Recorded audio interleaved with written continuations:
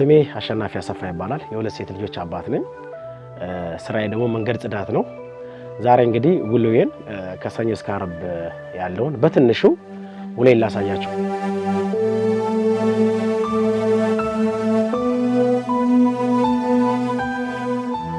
እሷ ትልቋ ልጄ ናት፣ ብሌን አሸናፊ ትባላለች። እድሜዋ ደግሞ 10 ነው። ትንሿ ደግሞ የማርያም አሸናፊ ትባላለች፣ 7 ዓመቷ ነው። በጠዋት ተነስቼ ቀስቅሻቸው ያለውን ነገር ቤት ያፈራውን ነገር ቁርስ ምንም አብልቼ ያው ወደ ትምህርት ቤት ይዣት እሄዳለሁ።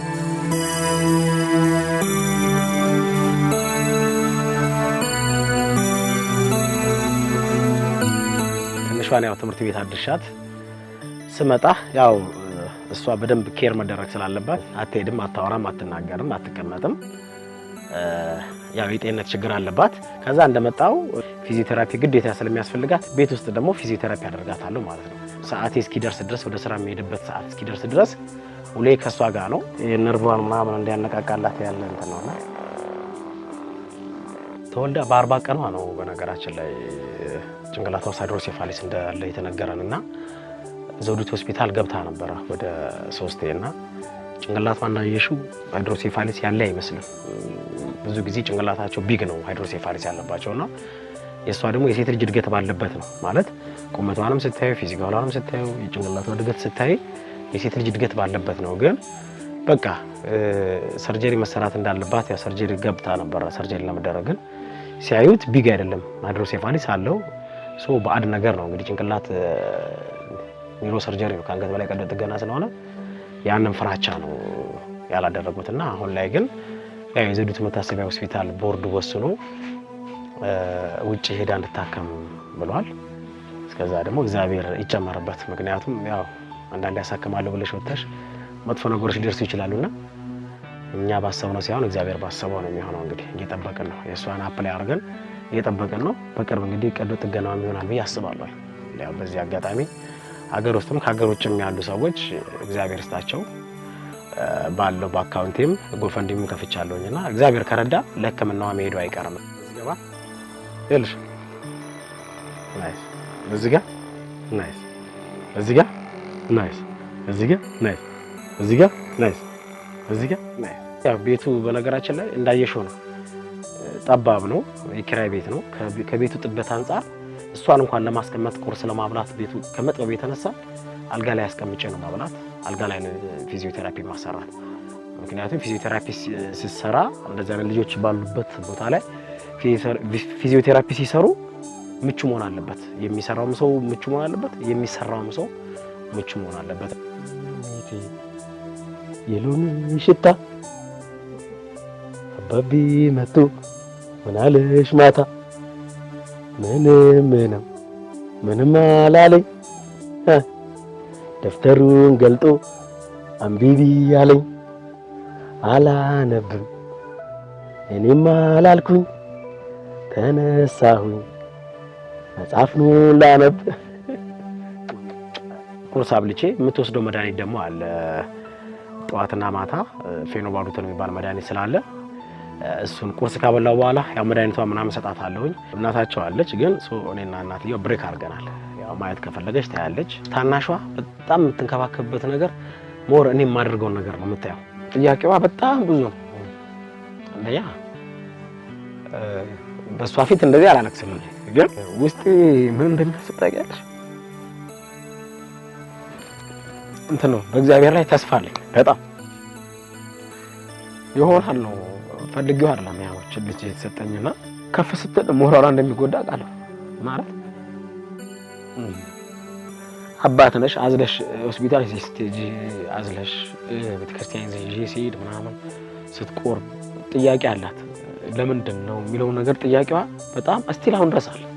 ግን ያው ዳይፐር ስቀይር ስታይ እሷም ዳይፐር ትቀይራለች። እኔ ማድረግ ያለብኝ ነገር እሷን አይምሮዋን እያስተካከልኩ መሄድ ነው፣ እህቷን ማለት ነው።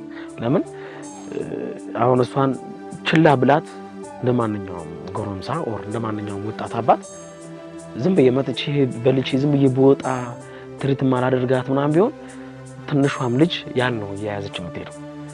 ግን እኔ ደግሞ ዛሬ እግዚአብሔር ዛሬ ጥራኝ ነገ ጥራኝ አላውቀውም እስካለው ድረስ ግን ለሷ ምንድነው ማድረግ ያለብኝ እኔ በህይወት ባልኖር አባቴ ይሄን ነገር ያደርግ ነበር እያለች እያስተካከለች እንድትሄድ ነው ነገ ያው አንዳንዴ እህትም እናት አይደለም የምትሆነው የዛን ቦታ በደንብ እንድትይዝልኝ ነው የምፈልገው።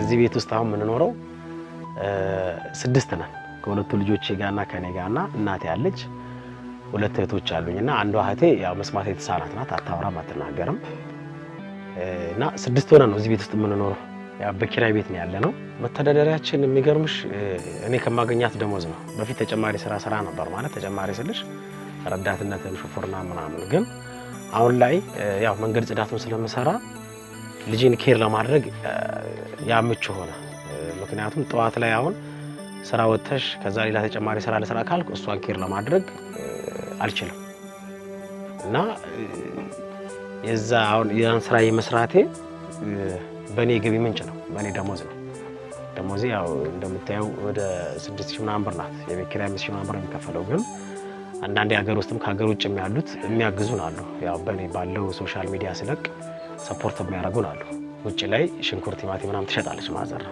በፊት እንጨት ምናምን ነበር የምትሸጠው ግን ያው ባለመቻሏ አሁን እድሜዋም ከፍ እያለ ነው ከኛ ነበር የምትጠበቀው ግን እኛም ያለንበት ሁኔታ አሁን እንደምታየው ነው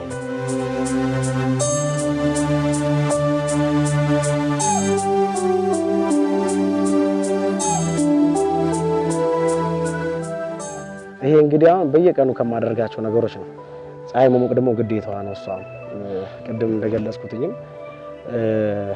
ያለችበት ሁኔታ ግዴታ ፀሐይ መሞቅ ስላለባት የፀሐይ ብርሃን ማግኘት ስላለባት ግቢ ስለሌለ ውጭ ላይ ነው ይሄን ነገር እያደረግን ያለ ነውና እንደምትመለከቱት ይሄ ከኋላ ያለው ቆሼ ነው ሽታውም ለሷም እንደምታዩት በጣም ከባድ የሆነ ነውና ይሄን ነገር ደግሞ የሚመለከተው አካል ይሆናል ብዬ አስባለሁ ምላሽ እንደሚሰጠኝም እርግጠኛ ነኝ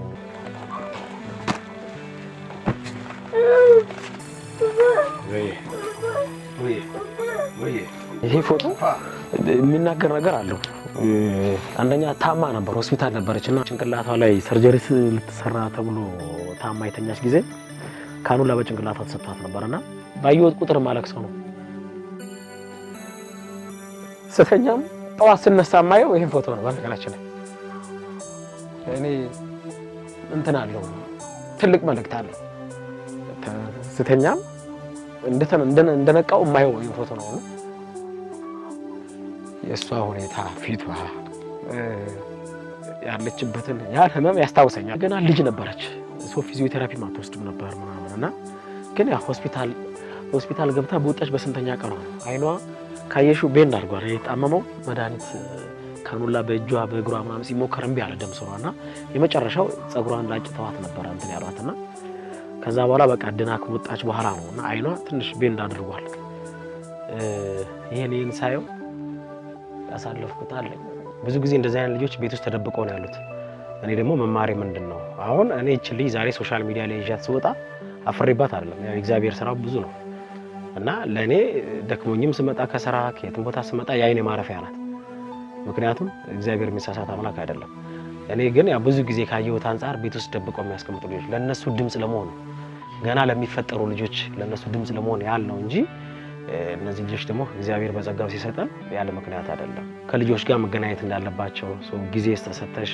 ኢንጆይ ሊሆን ይችላል ወክም እንደምታዩ ብዙ ቦታ ላይ ይዣቸው ይዳለውኝ እኔ ያን ነገር ሲያረጉ አይሞራቸውም ጥሩ ነው የሚሆነው ምክንያቱም ቤት ውስጥ ደብቀሽ ባስቀመጥሽ ቁጥር አዲስ ድምጽ በሰሙ ቁጥር አይሞራቸውም በጣም ዜሮ ይሆናል የሚመጣው ግን እሷ አሁን እህቷ ስትሄድ እንዳይሻታ አሁን ትምህርት ቤት ስትሄድ ቦርሳዋን ይዛባት ምናምን ነው ስትሄድ እህቷን ማጫውታ ጨፍራላት ወር ዘምራላት ሊሆን ይችላል የምትወጣው ስትመጣም ደግሞ ድምጿን ስታይ ደስ ነው የሚላት ያ ነገር ከልጆች ጋር ሰፈር ውስጥም ስትጫወት ይዣት ወጣለሁኝ ጀስት እንዳልኩሽ አሁን ዊልቸሩን እዚህ ቤት ውስጥ ማስቀመጥ ስላልቻልኩኝ ነው እንጂ ውጪ ላይ ሲሆን አሁን ውጪ ላይ ቁጭ አረጋታለሁኝ ልጆች ሲጫወቱ ያ ነገር አለ ምክንያቱም ከልጆች ጋር አብራ በምታርግበት ደረጃ ከልጆች ጋር አብራ ያን ነገር ማየት አለባት እና ቤት ውስጥ ይዘው አፍኖ መቀመጥ ሶሉሽን ነው ብዬ አላስብም አሁን ላይ እንደምታየው ክብር ከንቲባ አዳነች አቤቤ አዲስ አበባ ውብ አድርገውታል በጣም አምሯልና ልጅን ለማዝናናት ኮንትራት ነው ይዤ የሚሄደውና እዛ ቦታ ላይ ኢንጆይ ስታደርግ ያለው ላይት ያለው ሙዚቃ ያለው ድባብ ማታ 4 ሰዓት 5 ሰዓት ላይ ቢሄድ በቃ ጸጥታው ደስ የሚል ነውና ይሄን ነገር ደግሞ እሷ ትፈልገዋለች። ተስፋ የሚቆርጡ ሰዎች የራሳቸው ሪዝን ሊኖራቸው ይችላል። ግን ተስፋ ቆርጠሽ መጥፎ ህይወት ነው የሚገጥምሽ እንጂ ጥሩ ነገር የሚገጥመው ነገር አላየሁኝም እኔ። ምክንያቱም ከዛ ውስጥ አንዱ እኔ ነበርኩ። ተስፋ መቁረጥ ላይፌ ጥሩ አልነበረም ነበር እና አሁን ላይ ግን እግዚአብሔር ይመስገን ማለት የሰው ልጅ ባመሰገነ ቁጥር እየተጨመረለት እንደሚመጣ ነው። ለምን እሷ ስትወለድ ለምን እንደዚህ አልሄደችም ለምን በእግሯ አልሄደችም ምናምን ብዬ እኔ እግዚአብሔርን እስከመጠየቅ ደረጃ ደርሼ ነበር። ግን እግዚአብሔር የሚሳሳት አምላክ አይደለም። ያው የዚች ልጅ መምጣት ለኔ እንደውም ሞር ጥንካሬ እንዲሆንኝ ነው። ሞር ደግሞ ታናሽ እህቷም መምጣቷም ደግሞ ለኔ ቀኝ እጄ ቢያት በቃ ያያም ነገር አለና የሚያሳስበኝ ሁሉ አይሙሬ ሁሉ እሷ ጋር ነው ታናሽ እህቷ ጋር ነውና አንዳንዴ ልጅ በራሱ ሲመጣ የራሱ በረከት የራሱ ጸጋ አለው እና ተስፋ መቁረጥ ሶሉሽን ነው ያላስብ በቃ ከፋርጊ እንጂ እስካሁን ያለው ሁሉ ይሄን ይመስላል። ግን አሁን ደግሞ ቀጣዩን ወደ እምሰራበት ቦታ ላይ እንሄዳለን፣ አብረን እንውላለን ማለት ነው። ተከተሉኝ ነው።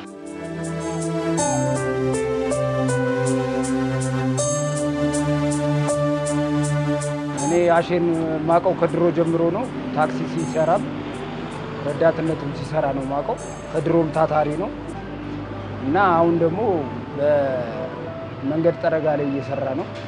ከድሮም ጀምሮ ልጅ የሚጥር ልጅ ነው። አሸናፊ ማለት በጣም ጎበዝ ሰራተኛ ነው። በጣም ጥሩ ልጅ ነው። ያው ችግር ካልገጠመው በስተቀር አይቀርም።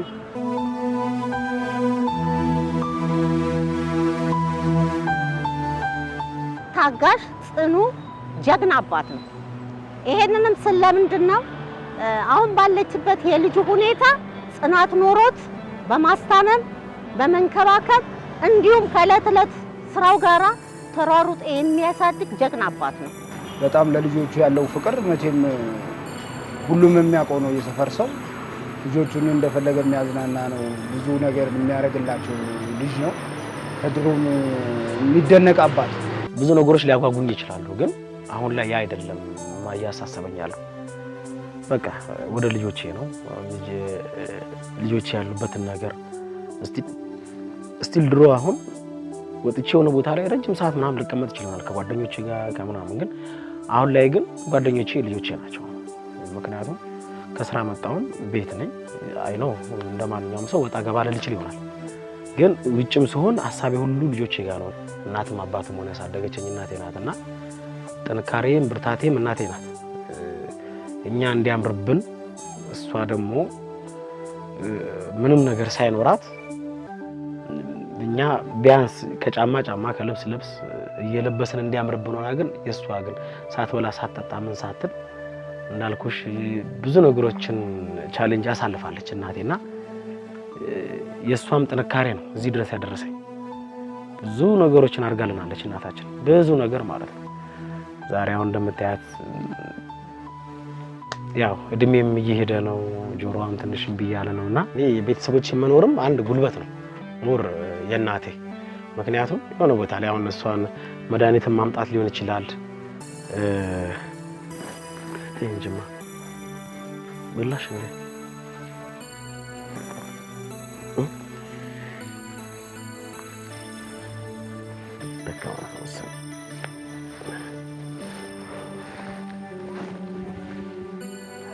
መድኃኒት ሲመጣላት ከውጭ የምትወስደው መድኃኒት አለና እሱን ለመቀበል ሲሄድ ያው እናት ናት። አጋጣሚ ሄደሽም ልቆይ ትችያለሽ። ስራም ስወጣ ያው ማዛር ናት አንዳንድ ኬር የምታደርግላት። ምክንያቱም ደርሼ እስከመጣ ድረስ ያው እንዳልኩሽ ዳይፐር መቀየር ሊሆን ይችላል፣ መብላት፣ ውሃ ማጠጣት በራሱ ማለት በቀን ምን ያህል እንደሚጠጡ እናውቃለን ህጻናቶችና እዛ ደርሼ እስከመጣ በ4 ሰዓት በ3 ሰዓት ልዩነት ውስጥ ራሱ እናቴ አጠገቤ ስላለች ያን ነገርም ደግሞ ከቨር ታደርግልኛለችና እህቶቼንም እናቶቼንም በዚህ አጋጣሚ በጣም ነው አመሰግናቸው።